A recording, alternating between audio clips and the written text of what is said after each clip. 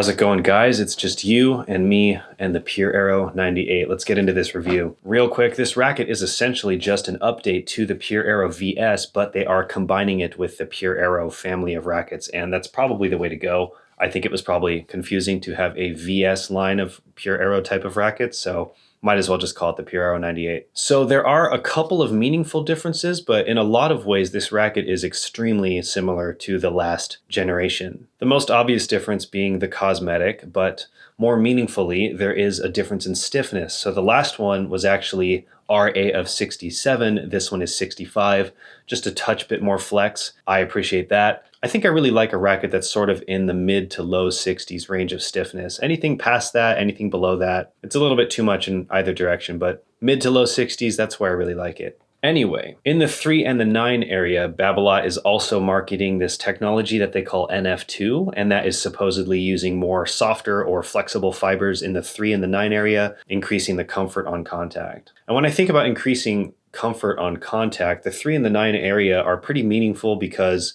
they are the first point in the racket that will absorb shock, right? Because the energy will travel in all directions from the sweet spot. But the first area that it's going to hit is the 3 and the 9 because that's where the least distance from the sweet spot is, assuming that you're hitting the sweet spot. So I think reducing a little bit of shock there is actually probably one of the most effective places to do it. And from what I can tell, this racket doesn't really feel muted or disconnected or anything like that, but it's a pretty comfortable shot. For a relatively stiffer or firm racket, I can't say that this is like an arm breaker. So this is something I thought was a little bit interesting. Tennis Warehouse talks about how there is a tighter string spacing, and I think they're referring to this racket. The thing is, if you look at this racket on Tennis Warehouse, they will talk about how there is a tighter string pattern spacing. And that might be true for the Pure Aero lineup kind of in general. Like if you're comparing the standard Pure Aero of this generation to the last generation, there's absolutely a very noticeable difference in the string spacing. I talked about that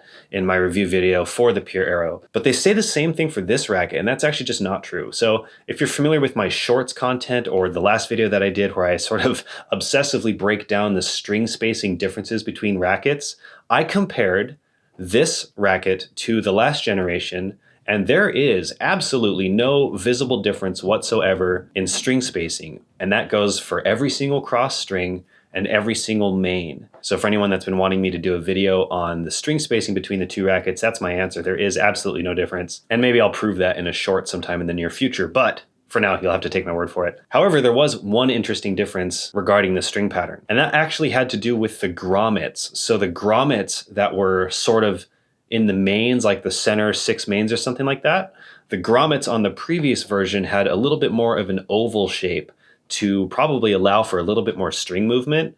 This one does not, which actually kind of seems like it would go the other way around, like they would update or upgrade the newer racket to have more string movement or something, especially in the main. So I just thought it was interesting that they kind of seem to want to reduce that with the new version of the VS, which is the Pure Aero 98. So other than that, regarding things like string spacing and string pattern or something, I really couldn't observe any difference at all. And the one difference that I did observe, I don't even think that was mentioned. So again, I'll point that out in a future video, probably in a short, so stay tuned for that if you want to see it. So let's talk about how I actually feel when I hit with this racket.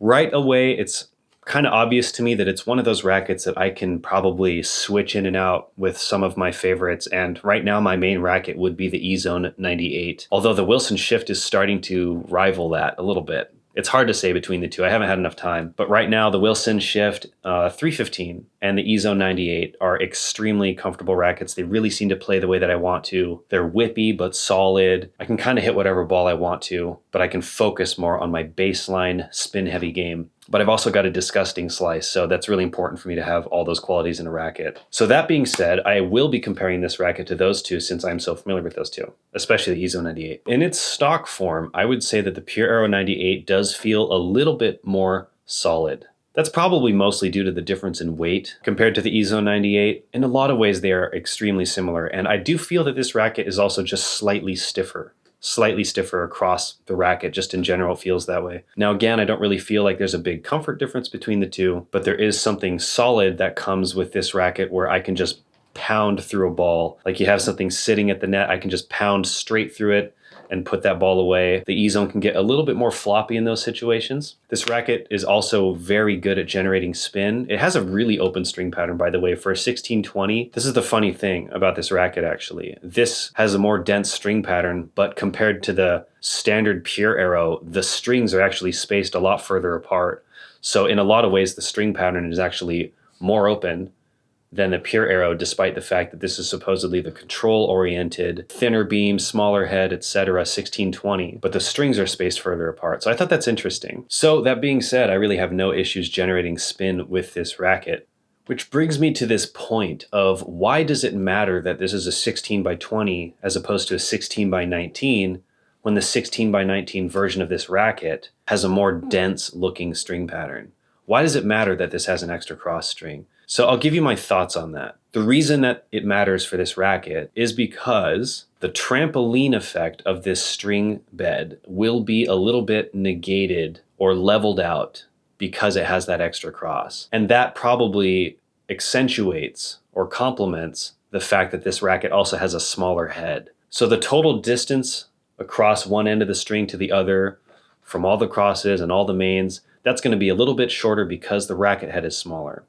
Again, kind of leveling out that trampoline effect. But you also have another cross string to distribute that tension load across the string bed. So 16 by 20 as opposed to 16 by 19, the way in which you're going to actually feel that difference, that single cross string and a smaller head size, it's really going to have to do with how it pockets the ball. You're going to feel a little bit less of that trampoline effect. And that can translate to the feeling of having more control. I think one cool thing about a denser string pattern is the fact that you can kind of lower the tension and you can get closer to that tension range where you want your string bed to be able to pocket the ball without launching the ball by going too low. I think that's one of the cool things about a denser string pattern is that you can string lower without exaggerating the trampoline effect on the harder balls, like the ones where you're just really going for it full power. So that is what you really get out of having a 16 by 20 as opposed to a 16 by 19. And the fact that the strings are actually spaced further apart, in some regards you might find that you have better access to spin because the further apart string spacing should allow for a little bit more string movement, should allow for a bit more snapback. So I don't want to simplify the conversation too much about string patterns and topspin, but I will say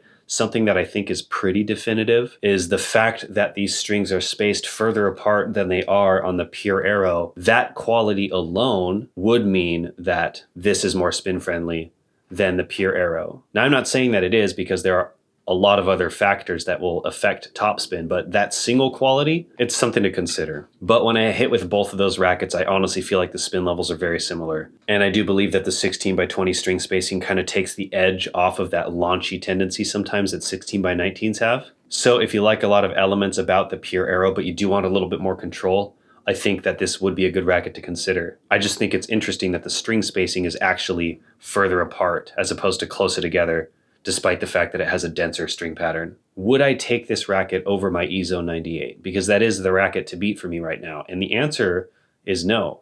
But my reasons might be different from your reasons, so here are my reasons. Like I said, I could basically switch the two rackets out and still play the exact kind of tennis that I want, hit the exact kind of shots that I want, with basically the same level of confidence, but all in all, they are basically interchangeable for me. So this is a racket that I can play very good tennis with, my kind of tennis, and it makes decisions like that hard. But here's where the differences matter for me. The reason I would choose the E-Zone 98 over the Pure Aero, one, I actually feel like the E-Zone 98 is slightly more spin friendly. And there's a lot of factors that go into that. Yes, this one has a more open looking string pattern, but the E-Zone 98 is a 16 by 19. The reason that matters to me more than that is actually the fact that the E-Zone 98's string pattern, or string spacing, I should say, is actually tighter. So the reason I like a tight string pattern, I feel like I say this in pretty much every video, but the reason I like a string pattern that is tighter is because it is more resistant to string breaking.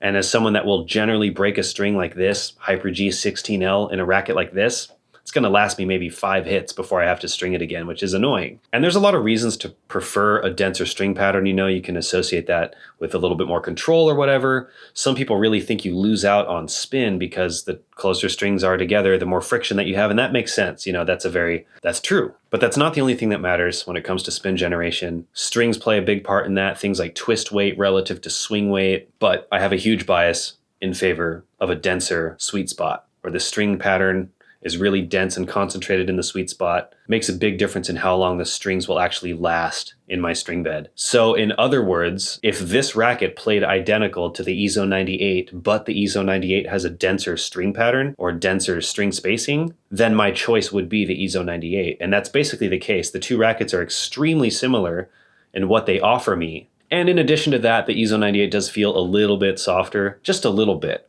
That little bit of comfort is nice. And honestly, the sweet spot on the EZO 98 is a little bit bigger as well. So those are the reasons why I will be sticking with the EZO 98 as opposed to this, which is otherwise a very, very close decision. But if you had to choose the Pure Aero 98 over the EZO 98, your reasons might be this. You want a racket that is a little bit more solid through contact than the EZO 98. You might want a string bed with the trampoline effect of a string pattern that is more dense.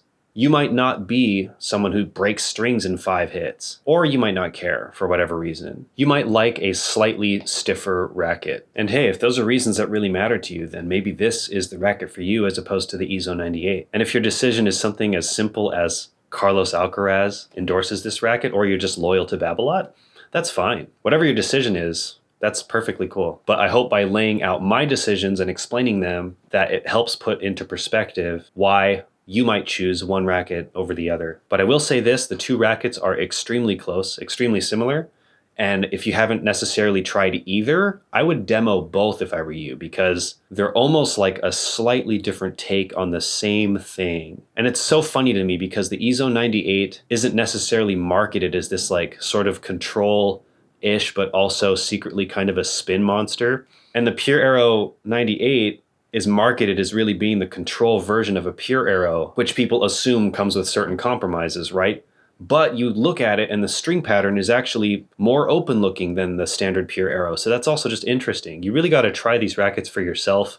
I think when companies market their rackets, they have to kind of stay true to what the family of rackets is about. And there's also going to be so many differences that some people may not notice, or the list of differences is too long and too complicated to really express in a simple marketing of a tennis racket, right? So by putting all the marketing, the family, brands, etc. aside for the sake of making a hopefully as transparent video as possible, you're able to better make a decision for yourself on which racket might work best for you. All right, well, I suppose that brings us towards the end of this video. I would like to let you know that I will be doing a review of the Pure Drive 98, which also was kind of a surprising racket that caught me off guard in some ways. And I will definitely be doing a review on the Wilson Shift.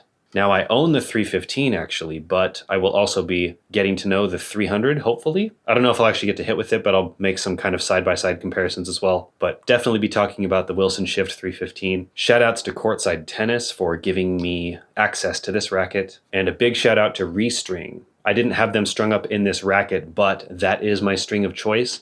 And if you want to get 10% off on my string of choice, you can view the link below in the description, or you can go to their website and type in my code TIMEFORTENNIS, just like you see it on my channel. And that is the string to beat. That one gives me the most durability, the most top spin, the best tension maintenance. It is absolutely insane, the kind of performance that you get from that string. They only make one string right now, and it's called Zero. And they have this whole eco-friendly plan, so if you want to support a brand that's doing some very eco-conscious stuff, minimizing their carbon footprint, that's cool. But if you really just want to get one of the best strings that I think has ever been made, especially when you care about things like topspin and durability, it's so cool that you can have both in the same string, as well as good tension maintenance. It's honestly, I'm still baffled that a string can offer all that, while also having a shape, by the way. It's a shaped string that still has really good feel and insane snapback. I've done videos before on how I just can't really get the strings to move out of place because the snapback is just that good, and that's why the strings are that durable, because the friction is so reduced that it's not eating into itself like other typical shaped or non-shaped polys. Its durability is probably twice as good than your typical high-end polyester string. So check out Restring.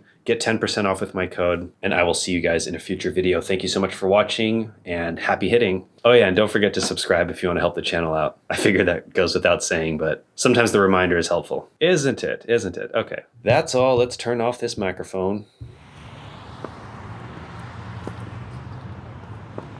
All right.